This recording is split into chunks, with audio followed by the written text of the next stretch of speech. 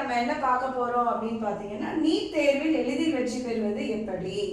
என்கிட்ட சிலர் கேட்குறீங்க, மேடம் நான் வந்து இப்போ நாள் கொஞ்சம் தான் இருக்குது, நான் வந்து ஃபாரினில் போய் படிக்கணும்னா என்னென்ன சாப்டர் வந்து நல்லா படிக்கணும், இல்லை நான் டீம்டு யூனிவர்சிட்டி தான் போக போகிறேன் அப்படின்ற குழந்தைகளுக்கும், இல்லை என்ஆர்ஐ ஸ்டூடெண்ட்ஸ் இருக்கீங்க இல்லையா, இந்தியாவில் வந்து படிக்கணும் அப்படின்னு ஆசைப்படுற குழந்தைகளுக்காகவும் தான் இந்த வீடியோ போடுறேன்.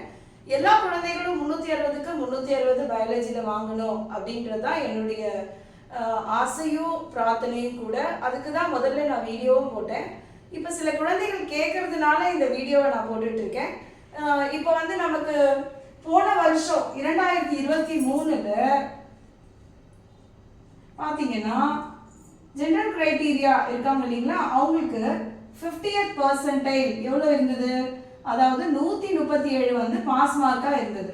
அதே நீங்கள் வந்து ஓபிசி எஸ்சி இவங்களோட கிரைட்டீரியா பார்த்தீங்கன்னா 40th பர்சன்டைலில், அதாவது 107 மார்க்கள் எடுத்தாவே அவங்க வந்து பாஸாக கருதப்பட்டது இல்லைங்களா. இப்போ இதை நம்ம மைண்டில் வச்சுட்டு எப்படி படிக்க போகிறோம் அப்படின்னு பார்க்கலாம். இதுக்கு சில இம்பார்ட்டன்ட் யூனிட்ஸ் எடுத்து படித்தாவே நம்ம போதும். இப்போ நான் உங்களுக்கு வந்து சில யூனிட்ஸ் 11th 12th பயாலஜியில் கொடுத்துருக்கேன். இந்த யூனிட்லலாம் உங்களுக்கு 10க்கும் மேற்பட்ட கேள்விகள் வருகிறது. இந்த 10க்கு மேற்பட்ட கேள்விகள் வரக்கூடிய இந்த யூனிட்டை நம்ம செலக்ட் பண்ணி படிக்கும்போது நம்ம ஈஸியாக நம்மளோட டார்கெட்டை அச்சீவ் பண்ணலாம். எப்பவுமே குழந்தைகளே இந்த 137 மார்க்கு அப்படின்றத வந்து நம்ம மைண்டில் வச்சுக்க கூடாது. கொஞ்சம் அதிகமாக 150 160 இல்லை 200 அந்த மாதிரி நீங்கள் டார்கெட் வச்சுட்டு படிங்க. அஃப்கோர்ஸ் உங்களுக்கு நாளும் கம்மியாக தான் இருக்குது, 30 நாட்களுக்கு குறைவாக தான் இப்போ இருக்குது நமக்கு நாட்களுமே. பார்த்தீங்கன்னா முதல் unit 11th diversity in living world, இதில் உங்களுக்கு தெரியும் அனிமல் கிங்டம் இருக்குது, பிளான்ட் கிங்டம் இருக்குது, பயாலஜிக்கல் கிளாசிஃபிகேஷன் இருக்குது. ஸோ இதுலலாம் நிறைய கொஷின்ஸ் வருது.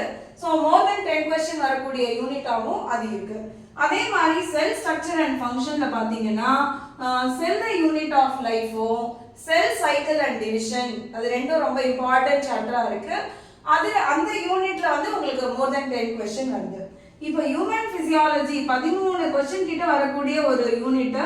இதில் ப்ரீதிங், பாடி ஃப்ளூயிட், எக்ஸ்கிரீஷன், லோகமோஷன், அதுக்கப்புறம் நியூரல் கோஆர்டினேஷன், கெமிக்கல் கோஆர்டினேஷன், இப்படி ஒரு சாப்டர்ஸ் இருக்கு உங்களுக்கு இதில் வருது இல்லைங்களா. இப்போ 11th உங்களுக்கு 30 கொஸ்டின் எடுக்கிறதுக்கான வாய்ப்புகள் இருக்கு.